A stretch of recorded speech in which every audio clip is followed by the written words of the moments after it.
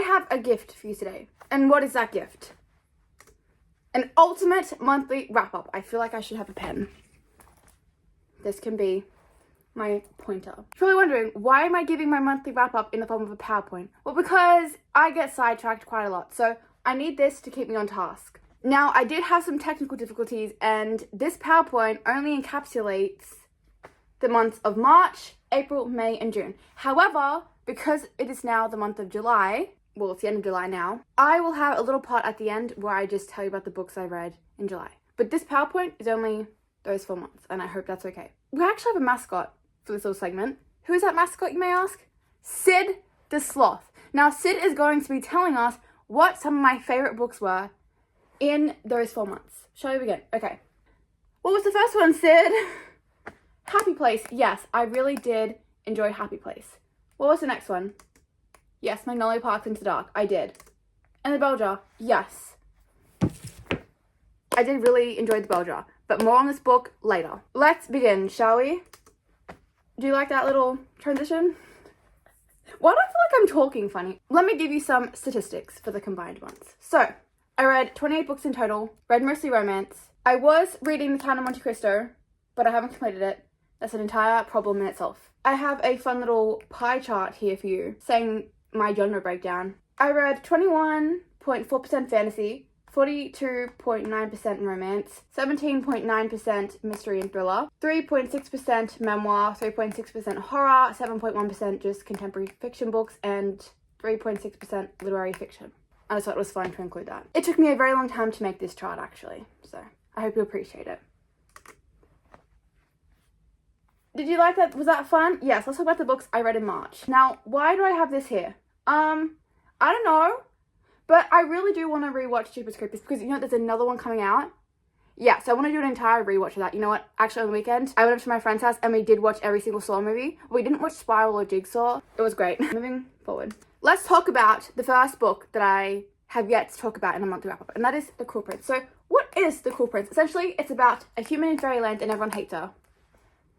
Yeah. The girl's name is Jude. Essentially what happened was she was in the mortal world. Her parents were killed and her and her sisters were stolen by this man named Maddox, who then raises them. And now Maddox is kind of really important in the world, so supposedly the children that he stole were supposed to get like kind of a pass in the world and like they don't get like killed for being human because like he's important. Anyways, she clashes a lot with this guy named Carden, who is a prince, because he is very much like, oh, so you're a human? No, go away, human. That's kind of his perspective and like all his friends' perspectives. But honestly, like he wasn't that mean. Like I was expecting him to be like so heinous, but like he really wasn't. Like compared to some other guys, really, he wasn't that bad. This is an important point. I knew it wasn't a romance when I read it, and I adored it. This book actually has the perfect amount of romance in it for me, in my opinion. You see, because I don't really like romance too much in books, especially fantasy. Just because I like when you get crumbs, because it means so much more than whereas if we just get the romance on the first page. Because then, like, it's boring. And it's like, who wants to read about that? Like, we already know you like each other. They hate each other, actually. Don't go into expecting to be romance, otherwise you're going to be disappointed. I would say there were some parts of this book that were fun. I really did like the scenery, but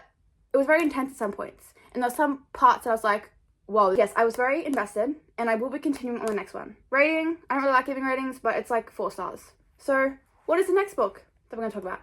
The Fine Print. So what is The Fine Print? It's basically about Disney World and an evil billionaire falling in love with a minimum wage worker at his company. Yeah, essentially the main guy, Rowan, he needs to find a way to improve the company so he can get his share of the inheritance. And so he hires Zara to be a part of a team to help him come up with an amazing idea.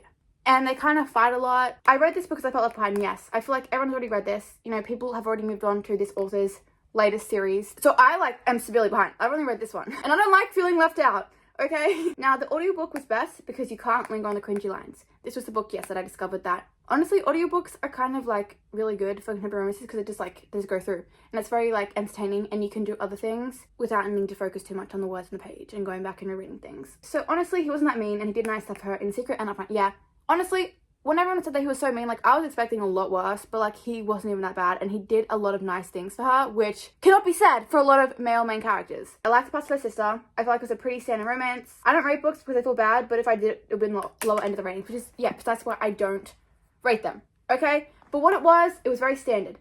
Moving forward, let's talk about None of This Is True. Now, what is None of This Is True? This is a psychological thriller. It's about this woman, Josie, who shares her story on a podcast with a lady called Alex, who's her birthday twin. Basically, they meet each other at this restaurant, and it's like, oh, we have the same birthday connection. And Josie is like, please let me be on the podcast. I want to tell you about my life story. And Alex is like, okay. So this book had great promise. It was very bingeable. Audiobook is amazing. It's like a real podcast. I feel like probably everyone has talked about this, but like, trust me, I was at uni one day, and I was like, okay, well, I didn't bring books with me. What can I do? Found the audiobook, listened to it. It sounds like an actual podcast with like, it just sounds like a podcast, and it's good. However, disappointed by how it was spun. The young teenage girl was the evil one, and the creepy old man was the victim. Like, I hated that. Why couldn't we just have had everyone ganging up on Walter, who was the creepy old man who preyed upon Josie, because Josie was going to be his would-be stepdaughter. Yeah, that's weird, okay? That's weird, and I just wish everyone would have banded together and hated Walter, but no, it was like, oh, actually, Walter, well, he was a good dad. He may have made some mistakes, but like, he was a good dad. No, gang up on him, you know? And it was like, oh yeah, Josie was actually the evil one, and she conned him. No, a 13-year-old girl, 14-year-old girl cannot con an old man, okay? Stop with this. If you try to say any of that in the comments, you're getting blocked. Blocked and deleted. I don't care. There were some weird plot holes or unanswered questions, which posted the question was part of a series. Yeah, there were so many things, like there was like a phone, and there's so many questions that were like, okay, well, like what now? And also, I mean, the book is called Unless It's True, so it's like, well, what part of this is not true? I have my own theories. In fact, I have an entire like rant review of it. So if you want to hear a bit more, you can watch that. In fact, literally all the books I have in here, I do have a reading vlog for, because I do not read any book without putting it in a reading vlog, basically. Let's talk about Crown of Midnight. Technically, this is the second book in the Throne of Glass series, but it was the third one for me because I read Assassin's Blade first. There's a lot of, discussion about when you should read Assassin's Blade in Throne of Glass, so a lot of people do actually read Assassin's Blade after this one. I needed to read Assassin's Blade first. Okay, I've already explained why in like 1,000 times. I really like this book, right? This series, Throne of Glass series, is about Assassin and her adventures, and this book basically delves into a whole bunch of different perspectives. Like, I can't tell you that much because like it is part of a series, and I don't want to spoil things, but what I will say in this book, there's mythical creatures that I really loved, and a bit of a love triangle situation. I love in fantasy books when they're mythical creatures. I feel like that is why I read fantasy, to be experiencing a world that is not like our own. Let's talk about Daisy Jones and the Six. Now, what is this book about? Basically, it's about this singer named Daisy who joins forces with a band called the Six. Hence, Daisy Jones and the Six. There is a TV show. I really badly want to watch the TV show, especially considering that the actor who plays Finnick in the Hunger Games is in it. I want to watch it. This might be unpopular opinion, and I am aware about what I'm going to say, but I wish this wasn't in an interview format. So how this book is formatted is like, someone is asking the questions, and the cast members, they're talking about their experience of the past. So the characters feel very real. Like, you're reading it, and it's like, hang on, is this, like, was this actually a band? No, it wasn't. But you feel like it could be. I would have actually liked to see these scenes pan out, but I understand that's not the nature of the book. I'm just saying, if this book would have been, actually written out, not kind of like people reflecting on their past, I feel like I would have loved it so much more. With that being said, I still did enjoy my time reading this. There's a few points I want to say. I did feel like the characters were a bit surface level, but that could just be the way it came off due to the interview format. I feel like I wanted more. I did like the twist of who like the interviewer ended up being. I was like, oh, that's so smart and clever. I read this and had a great time reading it. It was very fast paced, like I said, because it's like an interview format thing, so you just kind of like fly through it. But at some point, I would like to listen to the audiobook. We have Everything I Know About Love. I really enjoyed this. What this is basically a memoir about Dolly Alderton, and that's kind of like all the things she's talking about in this book. I want so badly to live with a group of friends. That's what I got from this. There are some strange comments, but I'm like, okay. Now, there were like random recipes. One day I would like to try them. There was a whole bunch of like little things about the book. Now, remember, this is what love is like for her. For people criticizing that aspect, write your own book about what you know about love. What does this book say? Everything I know about. What, and then it's got like parties, dates, friends, jobs, life. I found this so entertaining and good, and I am not scared to be 20 because I read this, and now next year when I turn 20, I'm like, okay, it's a new part of my life. I don't need to be fearful. I really like this. Will I be reading it? Yes. Moving forward. Next we have Ruthless Vows. Now, I really did like Divine Rivals. I liked the writing of it. I liked the vibes of the place. Do I prefer Divine Rivals more than this? Yes, I do. Let's get that away. Now, but what is Divine Rivals and Ruthless Vows? So basically, this is a sequel that follows Iris. Oh, that's not Iris. Iris and Remen, who are journalists for a war between the gods. So there's two gods called...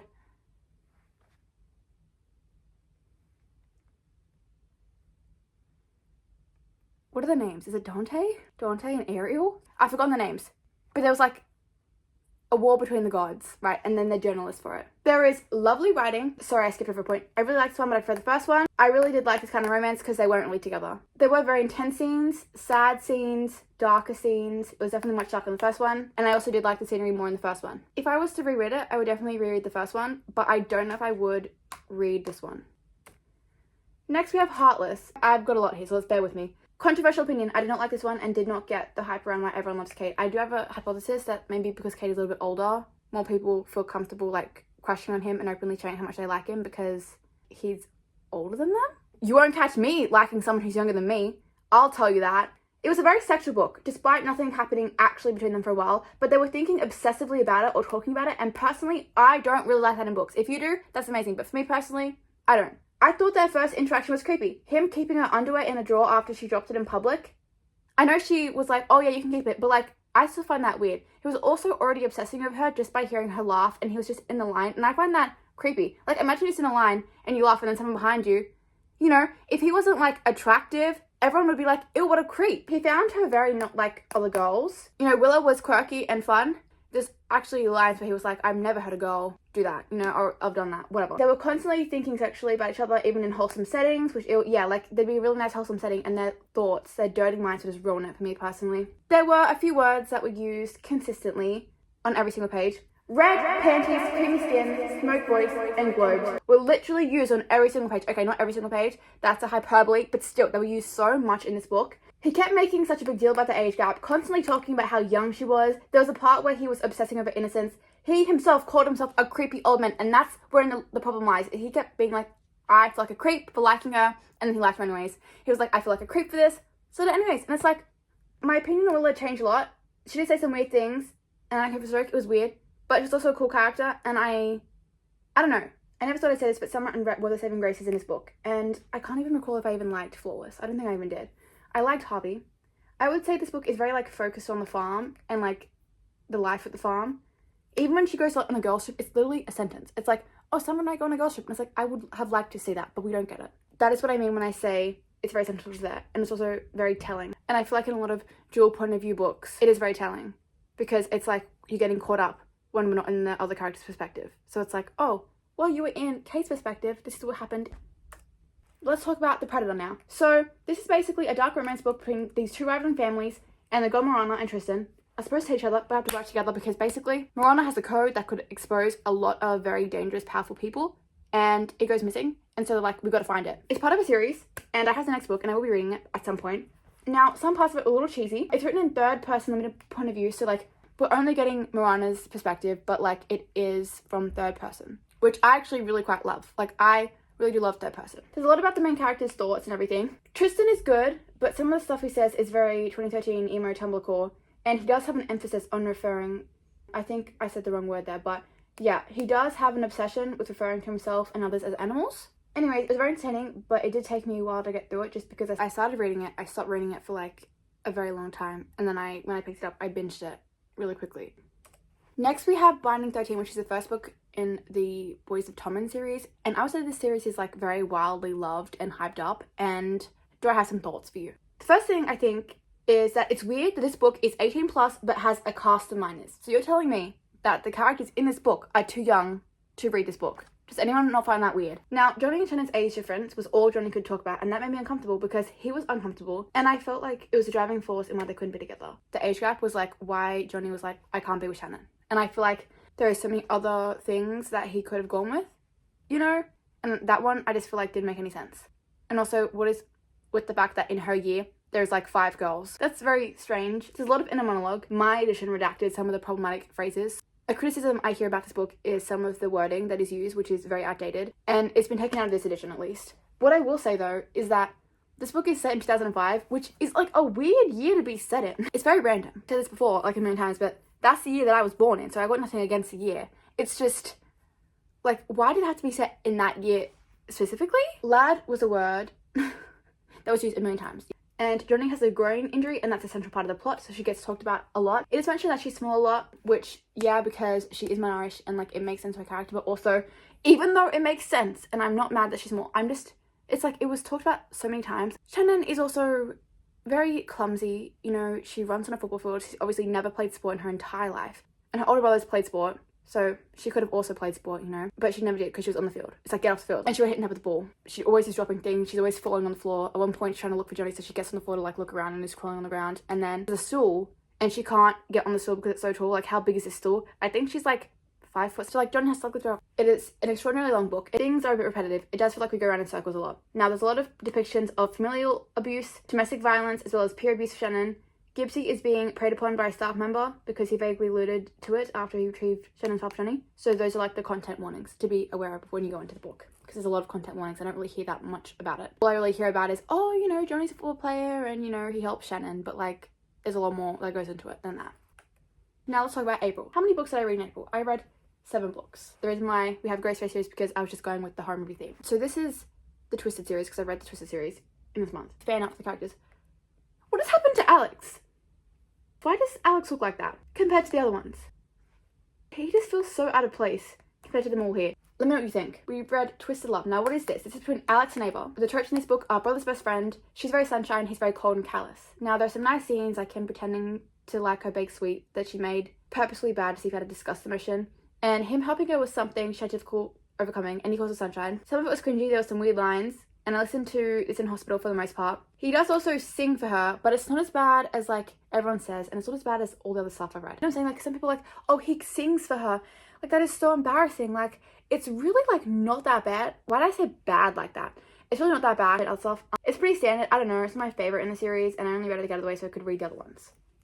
Next we have Twisted Game. So what is this about? This is about Bridget, who his bodyguard is R. I am calling him R because I know treating people with his name, it's just complicated. He's very attractive, but overprotective. The tropes are forbidden romance because, you know, she's a princess, he's his bodyguard, he is her bodyguard. So it's like, you know, you can't deem employment, whatever thing. Now, I like this one. There was more to it than just a romance, considering technically, according to them, there shouldn't have been any romance. I don't know what that means. Some lines were like, okay, like, what is going on, you know? It reminds me of the movie with the president's daughter and her bodyguard a bit, but I haven't seen the movie since I was very young, so this one was either my first favorite or second favorite. I don't know. It's between this one and Twisted Lies. Now let's talk about Twisted Hate. So this book is about Jules, who is an aspiring lawyer, and Josh, who is a doctor in the ER. What I like about them is that they are smart. Yeah, Josh is Ava from the first book's brother. It's like a reverse brother's best friend because it's sister's best friend. The tropes in this book, yes, it's best friend, enemies, slubbers. They fight all the time, and I really don't think that they really had like that much like really fight about like their reason for not liking each other was very petty, and I think they just liked fighting so they could interact with each other. I love Jules, and at first I did like Josh a bit, but then he said and did something to her near the end that I just cannot get over, and it makes me feel sick thinking about it, and I can never forgive him for that because the stuff that he didn't have to do that. He did not have to do all that. He could have just said to her, get out, I can't talk to you right now. He could have said that, but what he did and what he said, I can't forgive him. Like, it makes me feel ill, and no. So no. That is why this is my, like, this one and Twisted Love, they're battling for, like, my least favorite. But, like, what he did, no. Twisted Lies. Now, this book is about Stella, an influencer, and Christian, who is super rich, charming, intelligent, attractive, and the owner of a security company, which is good because she has a stalker. The trope in this book is fake dating because she wants more followers to become a brand ambassador. She's basically almost at 1 million followers, and she's been there for such a long time, and she just wants to get over that line. And so she thinks getting a boyfriend would, like, bring up her followers. And he needs someone to take to events. Of course he does. No, he's obsessed with her from the start, which is what I like. But, you know, he's not like... She doesn't know that he's obsessed with her. But, like, we know he is. He's nice to her. He did do a questionable thing. And in some parts he did scare me a bit. But, like, yeah, as I said here, it's either this one or the second one is my favorite. I don't know. We have Caravel. Now, I'm going to insert a few TikToks here because I found some TikToks for this. And it's, like, it really does bring it to life. Welcome to Caraval. We will try to convince you it's real. Be careful of it's all a game. This book is a young adult magical fantasy about sisters Scarlet and Teller and their experience with Caravel, which is this immersive game run by this guy called Legend. And basically the whole point of Caravel is like, it's magical, but like nothing is real. So like, don't believe everything you see. Teller is kidnapped as part of a game, and Scarlet, along with a guy named Julian, try to find her. It's very entertaining, lovely writing, very nice, picturesque scenery. We'll definitely be continuing with the series. If I had to rate it, it'd be like 3.75 to like 4 stars. I really did like it. Next we have Magnolia Park's Into the Dark. I had a lot of thoughts about this, which is why I have an entire reading vlog about it. This is the 5th book in Magnolia Park's and Izzy Hates World, so I can't really say much without like spoiling it. But it's basically about Magnolia and BJ and her family. And this one doesn't really focus on her friends as much as the others, which I didn't really like because in the other ones it focuses so much on her and her friends and like the box set, and this one it just didn't. However, I'm very excited for the next Izzy Hates books. I love Julian. I'm rating this book like 4 stars. There were some questionable things which I didn't really like, but anyways, I think this cover is very lovely. Trigger warnings for things like grief, eating disorders, stuff like that. Air of Fire, which is also part of the Throne of Glass series, which we talked about before, remember when I talked about Crown of Midnight. A lot of different perspectives in this book about like witches, castle shenanigans, and other shenanigans with the main character. See, I can't really talk about too much because like I said, it's like part of a series. I love the addition of the witch plotline. I love the mystical creatures in this. I will be continuing on with this series. I don't know when. The rating is good. I need to read Queen of Shadows, but I don't know when I'm going to do that. Now we have May, and I read one book in May.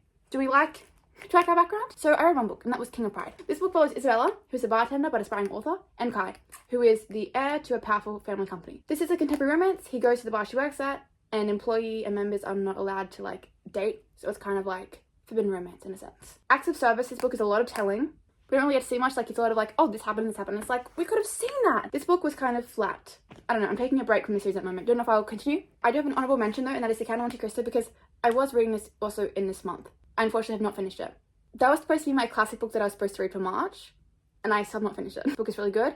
I also didn't read much because I was busy catching up on filming reading vlogs for all the previous vlogs where I just read out my notes and had taken the previous I had taken, and that stressed me out. Does that make any sense? In the previous months, I would read a book, and instead of telling what I thought, I would write down notes. But then I wouldn't update, and I wouldn't read out my notes. So then this month, I was basically just spending all my time saying out loud the notes that I'd taken. So it was very busy, and I didn't have much time for actual reading. So yeah, moving forward. We just skipped forward.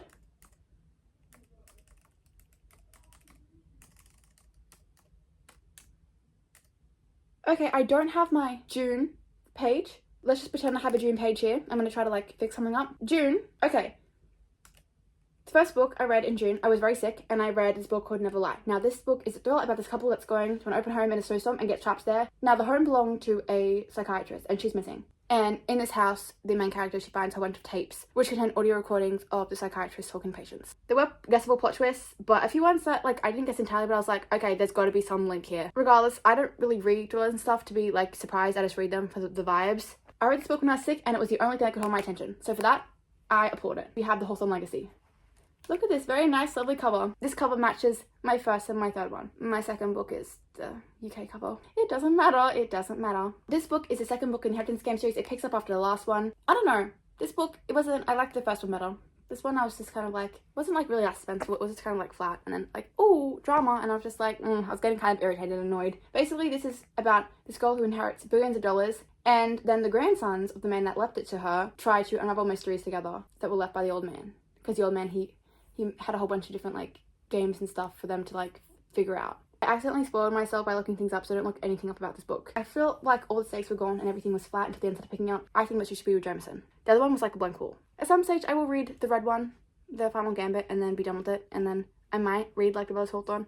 I might not. The reason why I like these books is because me and my grandma reread them, so like I read them and then she reads them, or like she reads them and then I read them. But basically it's about this group of holiday goers that get trapped in the blizzard and have to camp out in this abandoned cabin. Already the vibes are good. Now, one by one they start dying, so then the stakes have risen. Now, the scenery was nice at first, but it got to be way too much. Like, yeah, I just felt like we were just getting so many descriptions of the snow and everything, and I was like, at first it was fun, but like, we get it, you know? At the start, the characters showed great promise, but ultimately fell a bit flat. Like, at the start, yeah, I felt like the characters were set up to have like such great personalities, really unique personalities, and then they just like didn't, and nothing was really kind of explored with it, and I was like, okay, well that was pointless. This book was extraordinarily predictable. It was. I've done so many times before. Past and Thought, which is again by the same author.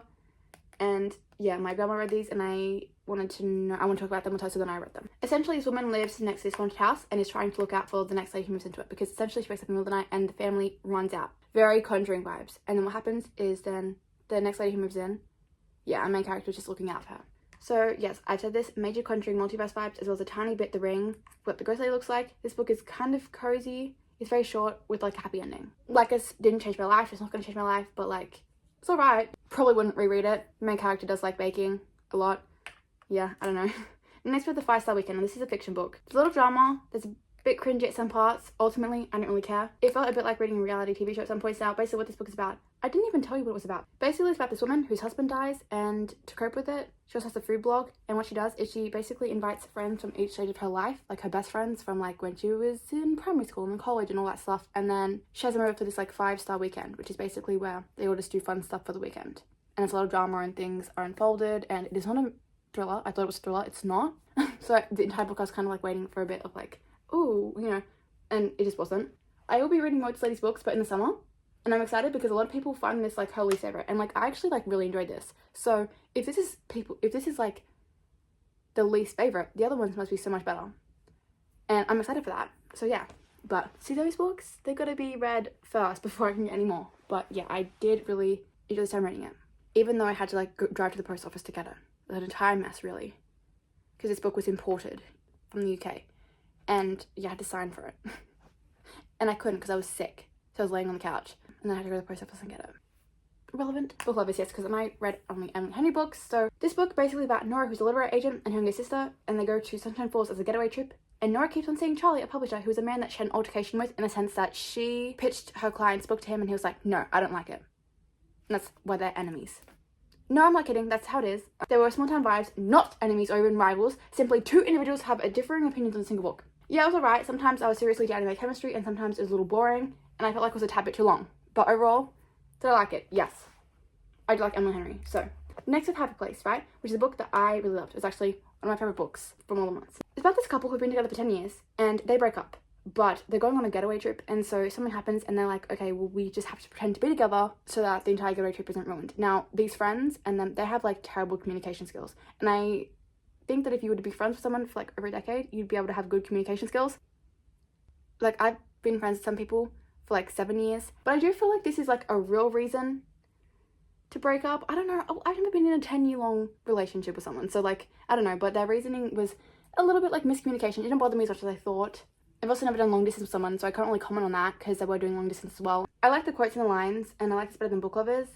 I wish we did get more past timeline, like when they're in college. Like, there was a few flashbacks, but like I wish there was more. Now, I rated this book like a 4.75, and on Goodreads I rounded up to a 5 stars. Thinking back, I haven't really thought about this book at all, so like maybe it's just a solid 4 stars. Maybe. I did like it though, and I also like this cover that there's all the friends on it, because the cover that I have, it doesn't have all of them. It has like 2 people on it. Next we have People We Met on Vacation / You and Me on Vacation. So I started reading this book at the start of the year and then I stopped. Now, the start of the book, basically, when I read at the start of the year, I read like a chapter or like part of the first chapter, and what I thought the book was gonna be didn't end up being how I thought in my mind. You know? Anyways, this book was a lot more like rom-commy more than other books, like very cringy. Like, the main character is always striking poses and it's always like, they say things, and then the guy, he always pulls this like dog face, like this pouty, sad dog face. And she's always like, oh, don't do that. You know, you're irresistible when you do that, you know, whatever. I like the first chapter the best. And essentially this book is about these 2 friends who go on vacation trips. Now, the guy showers twice a day, she showers 3 times a week. So that's already highlighting the differences, you know? It was alright. If I ever meet a guy who's got a best friendship like this book, I'm Running for the Hills, it was okay. Preferred Happy Place. I may read again. I may not. I don't know. Books I will read, but will be part of my July wrap-up because their reading blog isn't up yet, and I like for every book to be part of a video. Isn't that so funny? Thank you for watching. Yeah, see you soon. I was planning on having this filmed for last month. Didn't end up happening. Now, I want to talk about the books that I've read in July. Now, I'm going to start off with this one, right? I will not be giving my thoughts because I am planning on reading this book, okay? I'm planning on rereading it. I do not agree with the racist comments. That's what I will say. Aside from that, I really did love this book, and yes, I'll be rereading it, and then when I reread it, you'll get like my thoughts, and you'll hear like my original thoughts. So I'll tell you about them. Let me tell you the books that I'm going to talk to you really quickly about now. The first book we have is Powerless, which part of the Chestnut Spring series. Hockey player, ballerina. There was basically no scenes of her dancing or him doing hockey. We were just told about it. Is that hockey? Field hockey. What are the odds? Found Family. That book got me kind of invested into wanting to read Elsie Silver's first book series because there were characters in that book. I did feel like the age gap was unnecessary. Like, I don't know, I feel like I'm always saying this, but like, there's such a big age gap, and I don't know. Next we have Reckless, which I really liked, and looking back, I feel like Reckless was my favorite, but I just edited the reading vlog I did for this, and like, it wasn't. I really did like Theo. There's some things I was like, I don't know. And then I have Powerful by Lauren Roberts. I feel like that should have been a proper book. That's my personal opinion. We have Hopeless. Didn't really like it. Gonna be honest, didn't like it at all. Next we have Reckless by Lauren Roberts. I feel like that was, yeah, it was a bit shorter. and I feel like maybe that should have been the novella. Then we have One Dark Window. My book was actually missing some pages. It was missing extra 15,000 words. It was missing chapter 31, 32, 33, and 34. And there's only 35 chapters in the book, so I had to print them off myself so I could read it. The book was alright. The ending part was the best. The Nightmare Carried. I also didn't vibe with the main character sometimes. And will I be reading the next one? Yeah. And the last book I have is The Prison Healer. Now, I suppose this author has read Manacled. There were so many similarities. Like, not completely obvious ones, but enough obvious ones, and sometimes even the word usage. That's just my opinion. It's the most crazy amount of coincidences, yes. And when this reading vlog comes out, you will see why I think the author read Manacled. But there's a lot of reasons for it. Now, that is all I have for you today. I feel like I've been talking for a long time, and that's the end of my wrap-up. And hopefully, for the rest of the year, I will just do a standard 1 monthly wrap-up at the end of the month. But did you actually like a presentation, a PowerPoint? I did, because it kept me on track. So, would you want to see more PowerPoint presentations at the end of each month for my monthly wrap-up? Because it's what helps keep me on track. Because I do get sidetracked quite a lot. And I feel as though, for a lot of books, I can't give it the proper review if I don't have something. So these books, I rapid fire them, because if I don't, I'll just be here and yapping for too long. So there's that, and thank you for watching, and I will see you in the next one.